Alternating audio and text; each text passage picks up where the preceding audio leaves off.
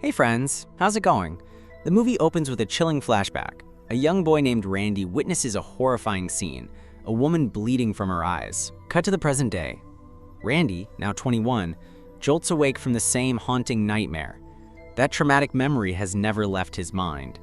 Trying to shake it off, he gets into his car and drives to his workplace, a small rural drive-in restaurant where he's been working for the past year. That morning, the boss gathers Randy and the other staff for a quick meeting.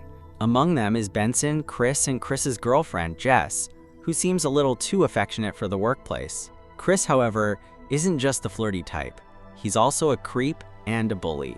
The boss calls him out for slacking off the night before and hands out today's assignments to everyone else. Later, the boss pulls Randy aside for a private chat.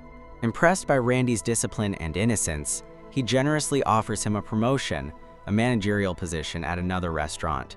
But instead of being thrilled, Randy looks uncertain. It's clearly a big opportunity, yet he doesn't seem happy. The boss tells him to think it over carefully, to see if he's truly ready for it. During this scene, one odd detail stands out. All the staff wear name tags with just their first names, but Randy's tag reads Bradley, his surname. After the meeting, everyone gets back to work. Chris, with nothing better to do, begins picking on Randy again. But Randy never fights back. He's used to this treatment, quietly enduring it every day. He simply doesn't have the toughness to resist. As Chris and Jess start openly flirting at work, Randy grows uncomfortable and finally tells them to stop. Enraged by his words, Chris takes it too far. He forcefully shoves a day-old rotten burger into Randy's mouth and threatens him. All the while, another worker, Benson, is silently watching from the corner as he mops the floor. Finally, Benson steps in and tells Chris to cut it out. But Chris, arrogant as ever, warns him not to interfere. That was the breaking point. Benson's face hardens with anger. Without saying much, he calmly walks out to his car, grabs a shotgun, and storms back inside. In one swift move, he fires, killing Chris on the spot. Jess screams in terror at the sight, her voice echoing through the restaurant. The boss rushes in, only to be met with another brutal shot. He drops dead instantly. Jess, still screaming uncontrollably, becomes the next target. Benson silences her with a pull of the trigger. Randy stands frozen, almost catatonic, watching the massacre unfold. When Benson finally points the gun at him, Randy doesn't even flinch. It's as if he's ready for whatever comes next. But instead of pulling the trigger, Benson makes a chilling choice. He spares Randy's life. Instead, he takes him hostage. Forcing Randy to help, they drag the bodies into the meat room and lock the restaurant. Randy obeys every command, knowing that the slightest disobedience could cost him his life. Soon after, Benson drives off with Randy in the passenger seat, heading toward an unknown destination. Randy can't understand why he was spared, but Benson assures him that by the time the police discover the bodies, they'll be long gone. He talks as though nothing happened at all. His demeanor makes one thing clear: this man is a psychopath. Eventually, Benson pulls up at a burger joint for breakfast, acting as if it's just another normal day. While eating, he finally explains his reason for keeping Randy alive. He's been watching Randy for a long time, studying his quiet, introverted nature. Benson claims he wants to teach Randy a harsh lesson: how to toughen up, fight back, and make his own choices instead of always letting others control his life. For Benson, Randy wasn't just a hostage. He was an experiment, a test subject. Benson wanted to see how Randy would react when forced into terrifying situations, how far he would go if pushed to the edge. Of course, it was all a twisted game. The truth was, Benson would shoot Randy the moment he felt even slightly threatened. But in his mind, this exposure was therapy. At the burger joint, Benson singles out a staff member named Marcia. Without hesitation, he insults her to her face, telling her she's done nothing with her life.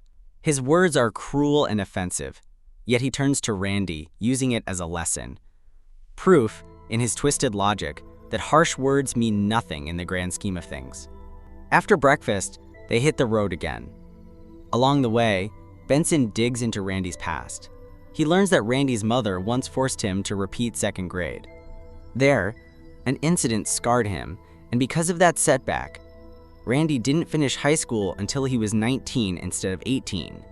Benson mocks this, calling it overparenting.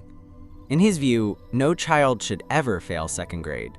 Soon, they arrive at Benson's house, where his bedridden mother lies in her room. Benson gives her breakfast and orders Randy not to touch a single thing while he retrieves his revolver. But Benson's mother notices something strange. There are blood stains on Randy's clothes, stains far too dark to be ketchup, as Randy nervously claims. Suspicious, she asks Randy to hand her the phone so she can call someone. Randy hesitates, then slowly extends the phone toward her, but before she can take it, Benson lunges, stopping him. Enraged, Benson scolds Randy for disobeying and drags him back outside to the car. There, he makes his message clear. Make decisions for yourself, but not the kind of stupid ones that will land me in trouble. In that moment, Randy had the perfect chance to dial 911, to call the cops, but he didn't. Fear, shyness, hesitation, they all kept him frozen. Instead of acting, he gave the phone to the old woman, following her request, but never making the one call that could have saved him. Meanwhile, back at the drive-in restaurant, another worker shows up for her shift. She notices the bloodstains and quickly alerts the police. Benson and Randy continue their uneasy road trip. Inside the car, Benson suddenly asks Randy if he has a girlfriend, or if he's still a virgin. Nervously, Randy admits he's single, and yes, he's a virgin. Surprisingly, Benson praises him. In his twisted logic, he says too many guys rush into sex, end up with kids they never wanted, and those kids grow up only to realize they exist because their parents were just horny teenagers. According to Benson, it's the children who suffer in the end. As they're driving, a police car speeds past them, sirens wailing. Randy glances nervously, but Benson remains calm, continuing down the road. A little later, they stop at a gas station. Benson orders Randy to fill the tank while he heads inside to pay. Alone for a moment, Randy scans his surroundings, searching desperately for a way to escape. But before he can even think of running, Benson makes his move. Pulling out his gun, he discreetly points it at the back of the cashier, silently warning Randy, "Try to escape." And this man dies. Any other person might have taken the risk and bolted. But Randy, passive and hesitant as always, submits to the situation. He stays put. Back in the car, Benson shifts the conversation again, this time asking about Randy's love life. Randy admits he once had a girlfriend named Lisa, but they broke up because her cat died. It sounds absurd, and Benson bursts out laughing at how ridiculous it is. But curiosity gets the better of him. He decides they should go find Lisa and dig deeper into this, quote, dead cat breakup.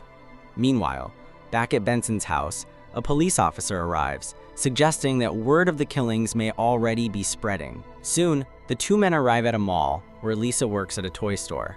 It's a busy Saturday, and she's preparing for a group of second graders expected to visit.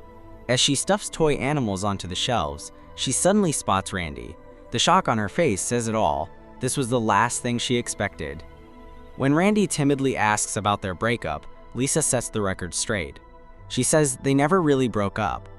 After her cat died, she just wanted Randy to understand her pain, to comfort her, to show that he cared. But Randy never expressed any emotion. Instead, he distanced himself and never even tried to reach out after she moved away. Lisa continues, expressing her frustration with Randy for never opening up about something that happened when he was just 7 years old. She wanted him to share his pain, to let someone in.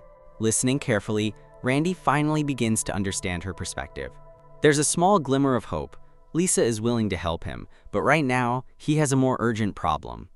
The psycho Benson is still nearby, and children will arrive at the store any minute.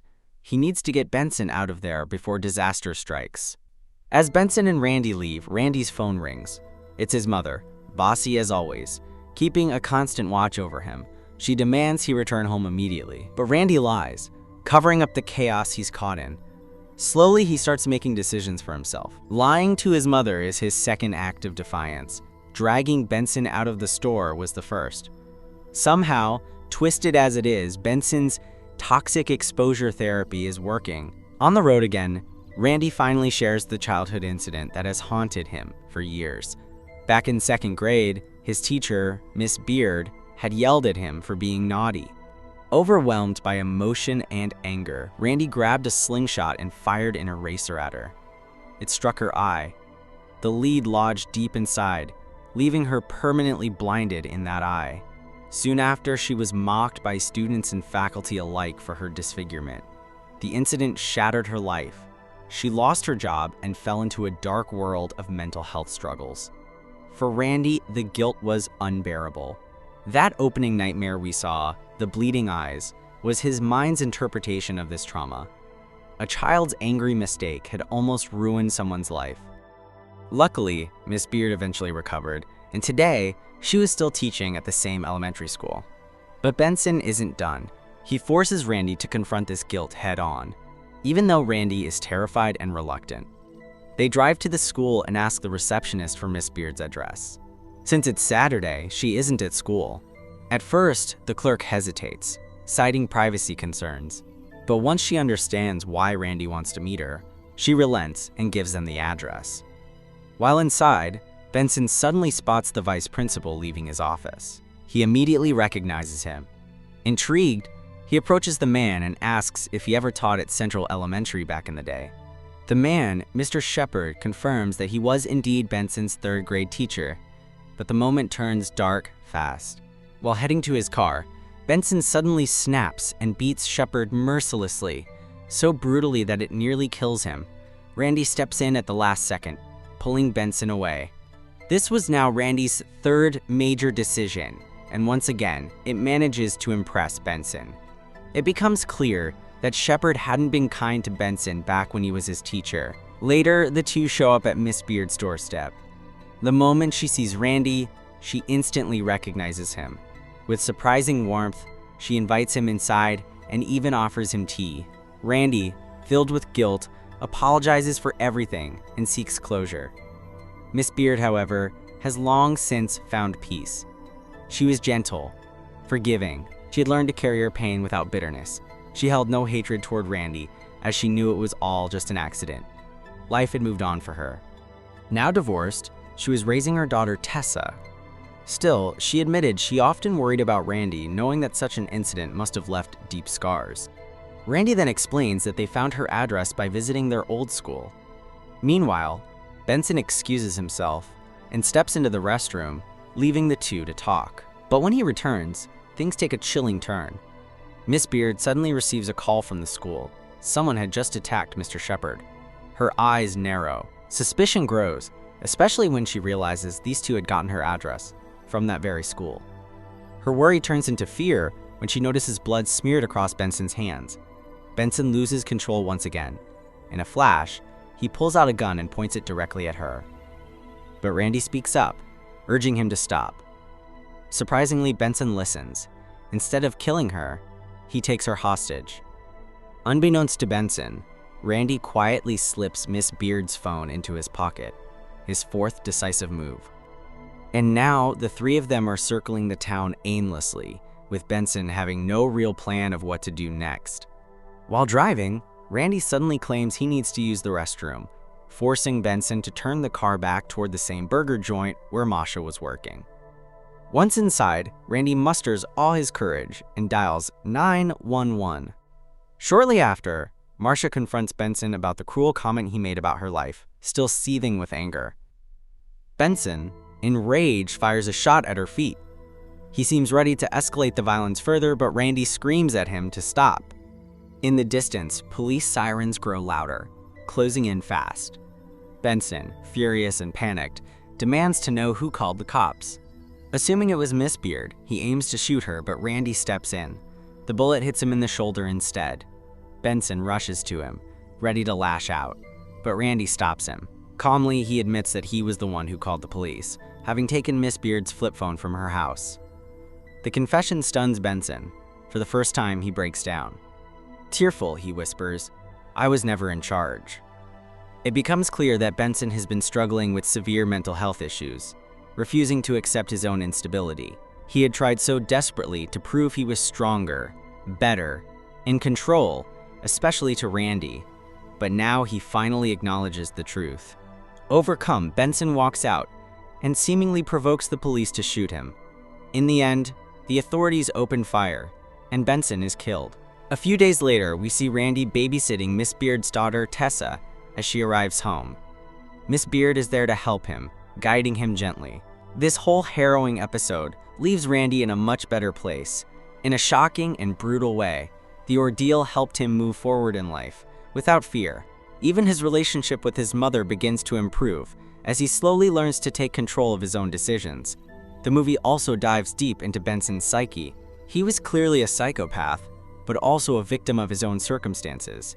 He lost control the moment someone tried to bully him. From the very first kill, he knew he would get caught.